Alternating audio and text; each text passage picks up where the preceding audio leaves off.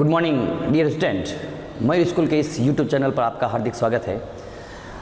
Today our topic is Golgi complex endomembrane system. जो अपन study कर रहे थे उसमें अपन ने लास्ट या जो प्रीवियस वीडियो था उसके अंदर अपन ने एंडोप्लाज्मिक रेटिकुलम को स्टडी किया।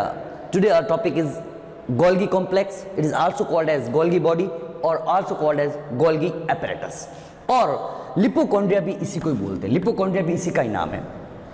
इन 1898 एक ग्रेट साइंटिस्ट थे कैमिलियो गोल्गी। कैमिलियो गोल्गी ने इसकी डिस्कवरी की थी। It was discovered by Camillo Golgi, और इन्हीं के नाम के बेसिस के ऊपर इनका नाम, इस ऑर्गेनेलिज का जो नाम है वह गोल्गी कॉम्प्लेक्स रख दिया गया।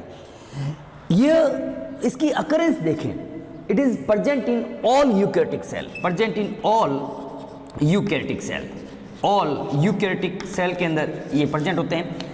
बट जो मैच्योर आरबीसी है और जो मैच्योर सी ट्यूब्स है प्लांट्स के अंदर, उनके अंदर जो गोल्गी कॉम्प्लेक्स है it is absent.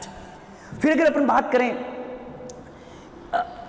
In plants and lower vertebrates, अगर अपन बात करें प्लांट्स की और लोअर वर्टिब्रेट्स की बात करें, इन plants and lower vertebrates, lower जो वर्टिब्रेट्स हैं, वर्टिब्रेट्स, वहां पर इसको एक अलग नाम से जाना जाता है, डिक्टियोसोम।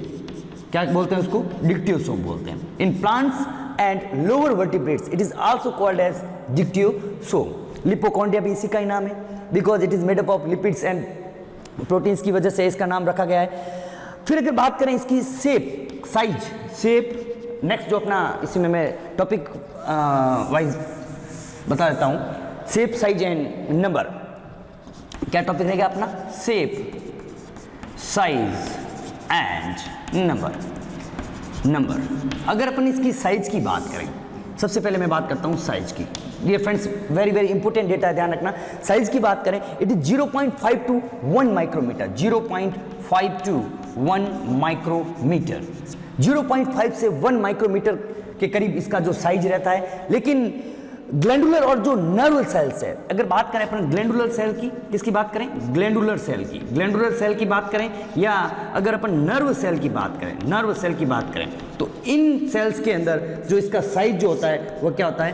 लार्ज होता है, थोड़ा सा लार्ज होगा, 1 माइक्रोमीटर से भी थोड़ा ज़्यादा लार्ज होगा। फिर अगर बात करें इनका नंबर की बात करें, ये तो की साइज की बात। फिर अगर बात करें नंबर की बात करें, अगर जनरली इन एनिमल सेल के अंदर generally 1 Golgi body, 1 Golgi per cell होता है। एक सेल के अंदर जनरली 1 गोल्गी बॉडी देखने को मिलेगी। लेकिन अगर बात करें प्लांट सेल की, in plant cell more than 1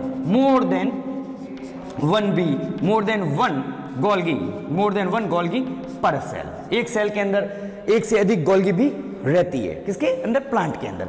फिर बात करें इसकी शेप की, basically it is a flat disc shape structure. इसकी जो डिस्क शेप स्ट्रक्चर रहती है, और अगर इसका अगर अपन डायग्राम देखें, गोल्गी कॉम्प्लेक्स का डायग्राम देखें, तो कुछ इस तरह का होता है।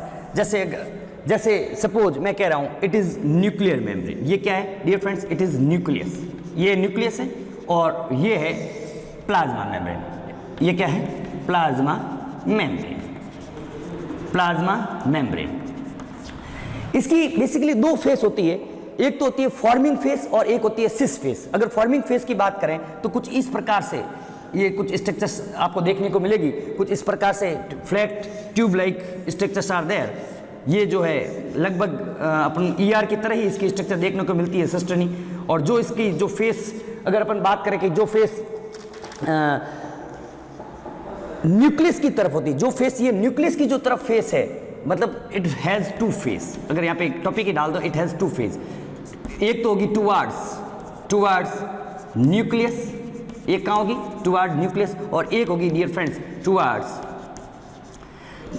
Plasma membrane, towards plasma membrane. मतलब इट हैज 2 फेस होगी।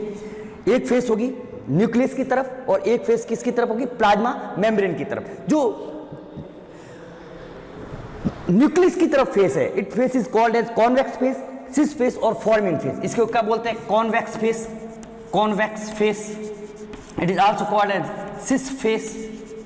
सिस फेस और also called as forming face. इसको क्या बोलते हैं? फॉर्मिंग फेस भी कहा जाता है। कि जो न्यूक्लियस की तरफ फेस है, ये वाली जो फेस है, it is what? It is convex face cis face और फॉर्मिंग फेस भी इसको अपन बोलते हैं। और जो face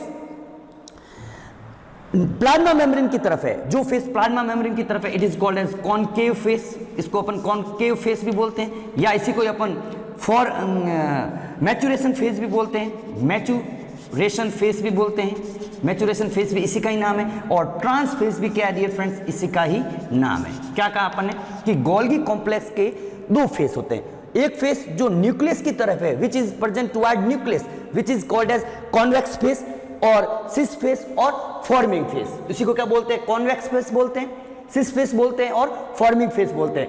and the face which is present toward the plasma membrane is called as concave face, maturation face और ट्रांस फेस।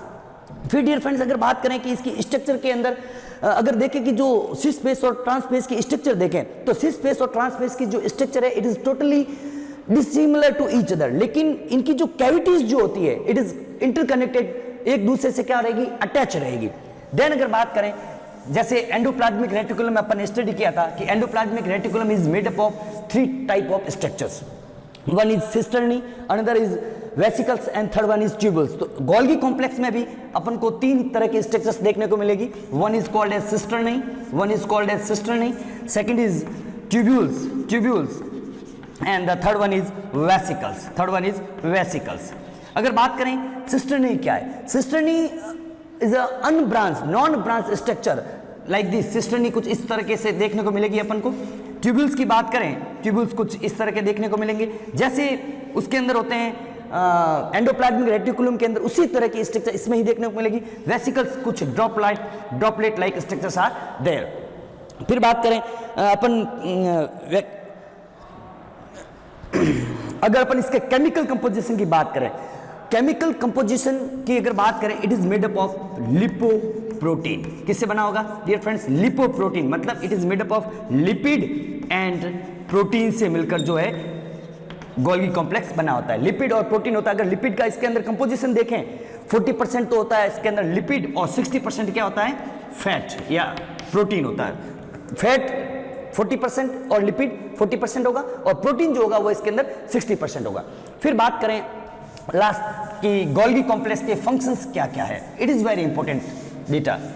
स्ट्रक्चर्स वगैरह से इतने क्वेश्चंस नहीं पूछे जाते, लेकिन जो इसका मेन जो फंक्शंस जो है वो इसमें से काफी क्वेश्चन पूछे जाते हैं। फंक्शंस क्या है, functions of Golgi complex, functions of Golgi complex देखना डियर फ्रेंड्स। सबसे पहले इसका अगर फंक्शंस देखें, ये जितने भी सेल के अंदर सिक्रेटरी मटेरियल होते हैं, सिक्रेटरी मटेरियल उनका फॉर्मेशन यही करता है। फर्स्ट क्या है, synthesis of secretory material, synthesis of secretory material, मतलब सिक्रेटरी मटेरियल का जो सिंथेसिस है it is done by Golgi complex.